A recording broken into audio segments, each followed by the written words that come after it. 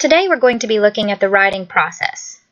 When a writer determines that they have something they want to compose, the first step is to determine the why, or the purpose. This can be determined by the writer's need to record thoughts or ideas about the topic, or this is the what, that they want to record for themselves or for others. And once they determine the purpose, this is going to then determine what type of text they're going to use, how they're going to write it.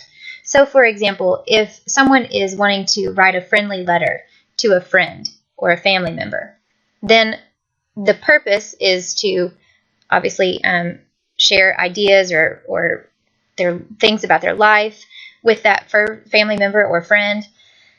And the format that they're then going to use would be a friendly letter format. So that's the text type. Or if someone were going to be writing a poem, then that could determine the form or the text type that they would use. It would look very different from a friendly letter format. Same kind of thing if they were going to write a research paper, where you would have things written in a paragraph form. So even the type of writing that you're going to be using is going to change, not just the text type, but also how you communicate and how you write is going to be different, more formal or more informal type of writing. So once you determine the why and the how, then this moves you to actually composing the piece. And as the writer begins to compose the piece, we have four steps or stages that you will go through in the writing process. The first is planning, then drafting, revising and editing, and the fourth is publishing and sharing. In this presentation, we're going to take a look at each of these areas more closely. Writing is a craft, which means that writing can be learned. This is a very good thing for us to realize as teachers, because it's not that writing is something that you're innately born with, but it's something that we as teachers can help our students develop. The visual here on this slide represents the writing process at a circle. And this may imply to some that it can be completed in one turn of the circle. But note in between each of the sections here that you see a two-way arrow between each section. This means that we can jump back and forth to any parts of the writing process at any time. So for example, during revision, you may realize that you need more information and have to jump back to the planning stage and do some more research. Or you might be sharing your finished piece with a friend, and as you're sharing this, it brings about some questions that you decide you want to answer and include in your piece. So this would send you back to the revision stage. Here we see the writing process written out in a more standard way. So let's take a look now at the first stage, the pre-writing and the planning stage. This is the idea stage, where you're going to choose your topic and determine who your audience is, as well as define your purpose. When I wrote with my students, I always had them, during the planning stage, put up in the very top corner of their page a T and then a colon, an A and a colon, and a P and a colon. And the T stood for topic. So by the T, they would write very short, description of what their topic was going to be. Maybe trip to Dollywood. Then they would determine their audience. Who are they writing this for? And again, that's going to help determine what kind of language, or if it's going to be formal or more informal. So the audience might be me, their teacher, or their classmates. It could be writing it to maybe their grandmother to tell them about the trip. Maybe they want to record it kind of just as a memory for a diary or a journal kind of entry. Or maybe they're writing it to persuade other people, their audiences, other kids that they want to persuade to come to Dollywood. And then lastly, you define the purpose. The purpose could be to persuade, again, to try to get other people to come to Dollywood, or it could be to entertain. Maybe they want to share something fun or exciting that happened on the trip. So it could even be an informational piece. Maybe they're just telling about the park at Dollywood, and they're trying to kind of get information out there about the park. So the purpose, again, is going to kind of determine how it's written. This was just a quick way for them to kind of get a big picture idea for what they were doing and help them kind of then narrow it in as they then began to break it down into the actual piece and planning the piece. So this was a quick little way for me to also walk around and just kind of get a quick glimpse as to what they were going to be working on. Then you begin to organize your thoughts into some kind of graphic organizer or writing plan. This is also the stage where you would do any research if it's necessary for your writing piece. And then finally, you begin to kind of develop the structure or the framework in this stage for how you're going to be writing your piece. There are so many reasons why we write. We write to record events. We could be writing to persuade or to predict something, to amuse or inform. It could be to invite reflection.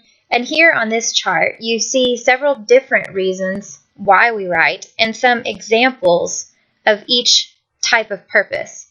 This came from the book called Dancing with the Pen. So the next stage is the actual drafting stage. This is where you begin to write and put your ideas on paper. I want to note here that this stage is, and it's important to focus on the content. You're not going to be placing as much emphasis on the mechanics and the spelling in this stage.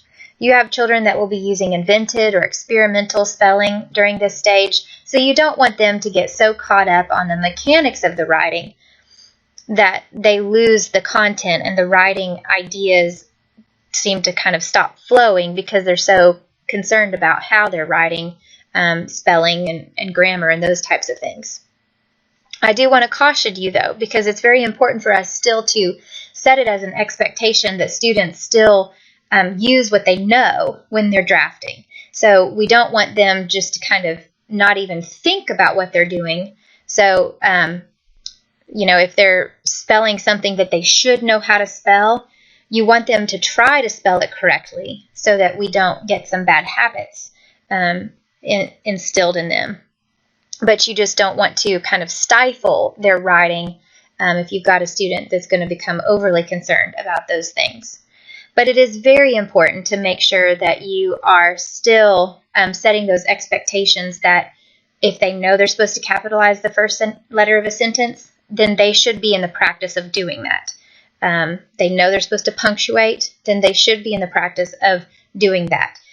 We just don't want them to become lazy in this drafting stage and kind of throw out everything that they know about writing.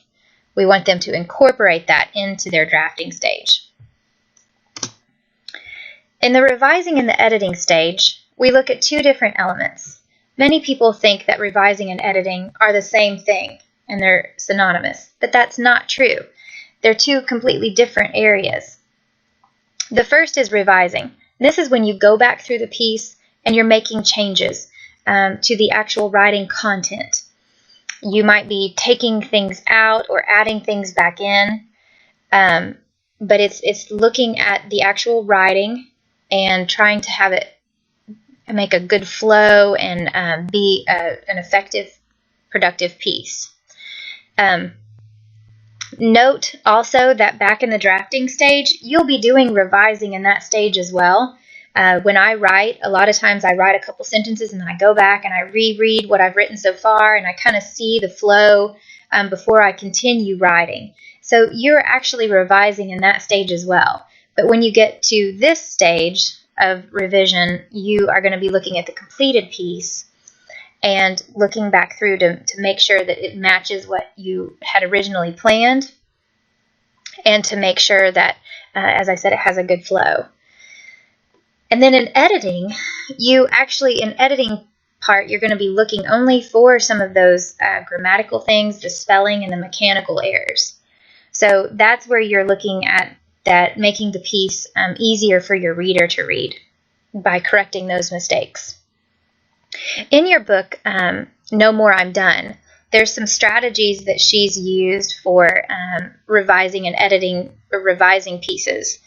And the first one, and some of these are ones that practices that I've used or seen in other classrooms. The first one is line spacing. And this is simply skipping lines when you're writing. So for younger students, you'd have them skip 2 lines, and then write on the 3rd line. Skip 2 more, write on the 3rd.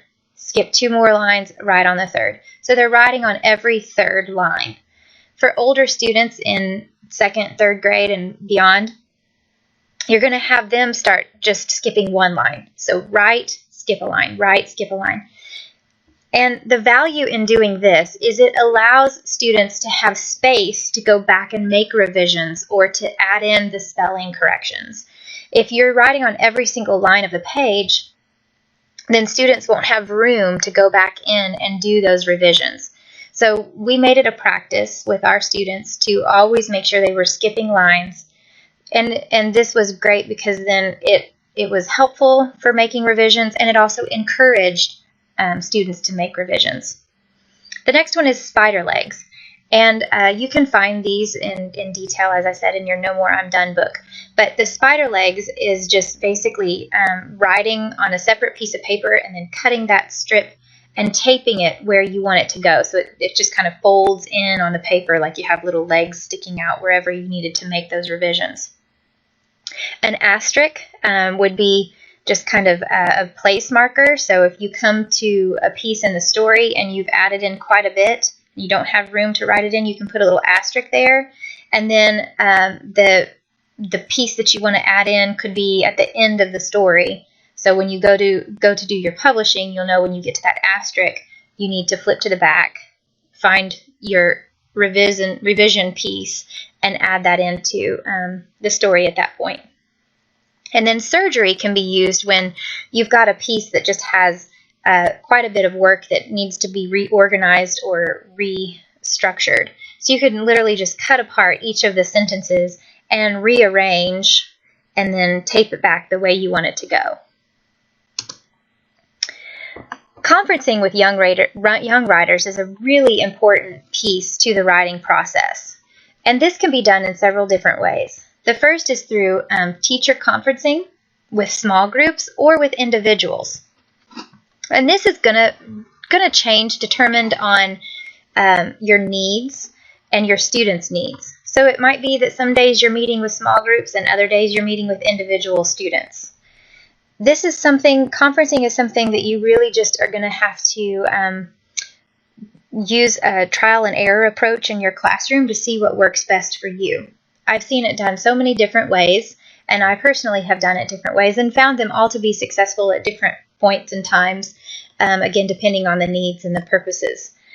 So if you're conferencing with a small group of students, I've seen some teachers who have pulled up students that are all in the same writing process. So all the students that are in the planning stage may come up to the table and the teacher work with those students on the planning piece. Or I've seen teachers just pull up random students, and students might be in all different places, but they're working with them kind of more individually, but in a small group situation. I've also seen them, especially with the younger students, the teachers that I worked with that were kindergarten, first grade teachers, were very effective with this strategy. They would pull up just a heterogeneous mix of students, and they would use kind of a popcorn approach. So they would meet with this child over here, kind of get them going, and then move to the next child. They'd be able to go back and check on this first one and then pop around to some of the others. But those younger students never wrote without being under direct supervision of the teacher, so that she could really be a strong support for those young writers. And so she would meet with them for 10 or 15 minutes and work with them, kind of, like I said, that popcorn approach. She might have one that she may finish with a little early and send them back and pull another one up. It was a very effective strategy. Not to say that you can't structure your classroom to where you have a whole class of kindergartners writing at the same time, because the author of No More I'm Done, that was the approach that she used. I can just tell you from some of the experiences that I have seen that teachers felt more comfortable kind of having those younger ones in a little bit more closer proximity with a little bit more focused support. Again, it's just going to be whatever works for you and your students best. And that may change from year to year. You might have one group of writers that are very independent and can work in that whole group setting situation, and then another year you may not find that to be the case. The other thing that can be a very effective strategy is peer conferencing. But this approach, you must make sure that you spend a good bit of time at the beginning setting expectations and modeling what a successful peer conference would look like, so that the students can really gain and learn through those experiences, and that it's a productive time. There's also some debate over whether or not to have your conferences be scheduled or by appointment. The author of No More I'm Done believed that you should use a by appointment approach. And she felt like having a scheduled conference where basically you've got these 4 students that are going to come to you on Monday, and the next 4 group would be Tuesday, people Wednesday, kind of like they had a scheduled time that they came to you regardless of when they were, where they were in the writing process or what they might need. And she felt like a by appointment strategy was more effective, that students would have the opportunity to come to you at any given point in the writing process when they needed you. So I think the point that I want to make here is that I feel that both are necessary. The scheduled appointments are helpful because it helps you in a more organizational structure make sure that you're meeting with your students on a regular basis, so that you're touching base with them and know where they are and what they're doing, and you can have those opportunities to kind of do some mini lessons or things that you feel, it's important for you to kind of make sure that they're getting this regular time with you. But I also feel like they need to be able to have you at their beck and call on days as well. So if a student gets stuck and they need you, they shouldn't have to wait until next Tuesday, because that's their day, to meet with you. So I found it to be helpful to kind of have both. I had time in my day where I met with a certain group of students, but then I also left open a block of time for students to sign up for conferences if they needed to see me. So that allowed them to have access to me on a daily basis, even if it wasn't their scheduled time to meet with me. The other thing that's going to be really important for you to remember during conferencing time is to make sure that it's focused, explicit, and efficient. The conferences can go on for a really long time if you don't have a plan set in place. Later in another presentation, we're going to take a look at how to make sure that you are using your time effectively so that you can meet with all your students on a regular basis and that it's a productive time. The final stage is the publishing and sharing stage. This is when you put the finishing touches on.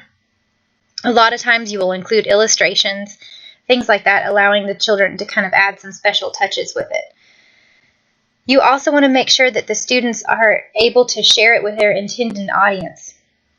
That's what's really going to motivate them to want to keep writing. So make sure that you don't leave that part out. Let them have that time of celebration. One of the things that the author of No More I'm Done did was have an author's chair. And this is where she had 3 children a day sign up to share their piece at the end of writing time or at some time during the day. They could only sign up once a week, which enabled you to be able to have all the students have an opportunity to share. And once they finished reading, she would allow them to applaud and then have any pointing. The student would say, is there any pointing? Which means the students that were hearing the piece might be able to say, oh, I noticed that you do this in your piece, and maybe point out some things that they had been learning that the student had done, or give some kind of a compliment. And then they would ask if there was any questions.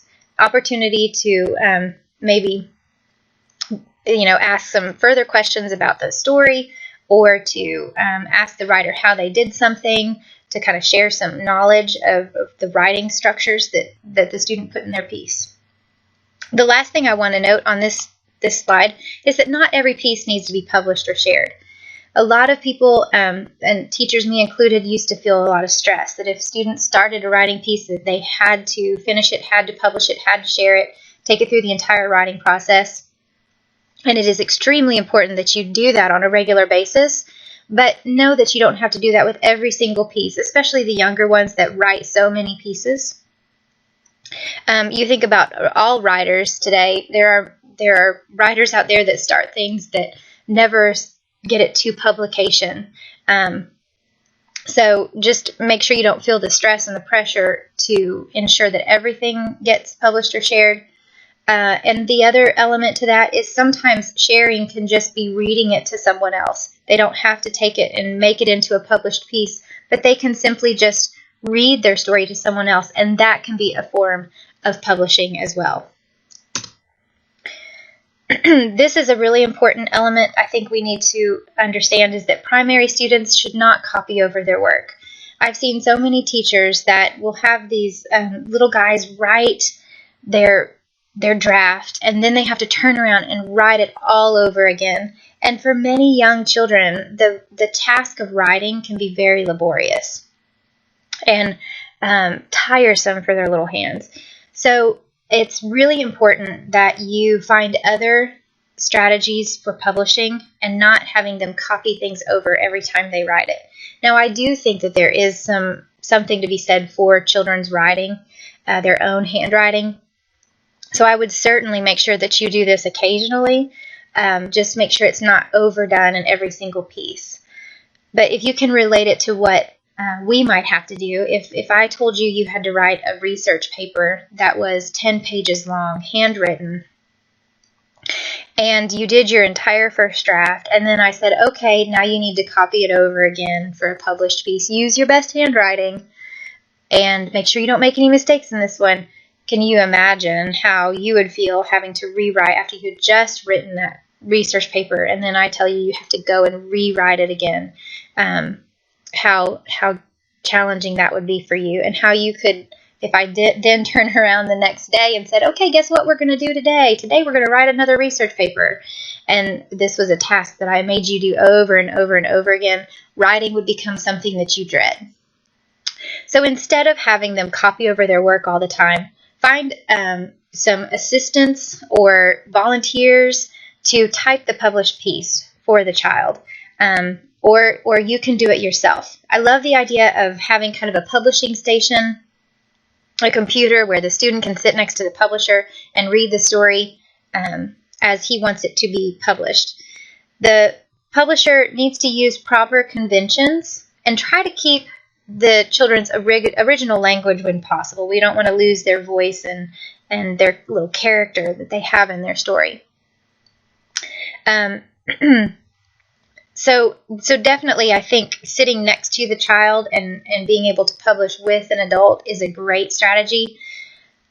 Although you do need to keep in mind that this may not be possible a lot of the time. So there's going to be probably the majority of the time that you may be doing this before school or during your planning time or after school, going ahead and typing these pieces out for the students. Then they can take the printed piece that you have and add the illustration or bring it to get their ownership in it by adding the kind of the character to the published piece from the typed part that you've done.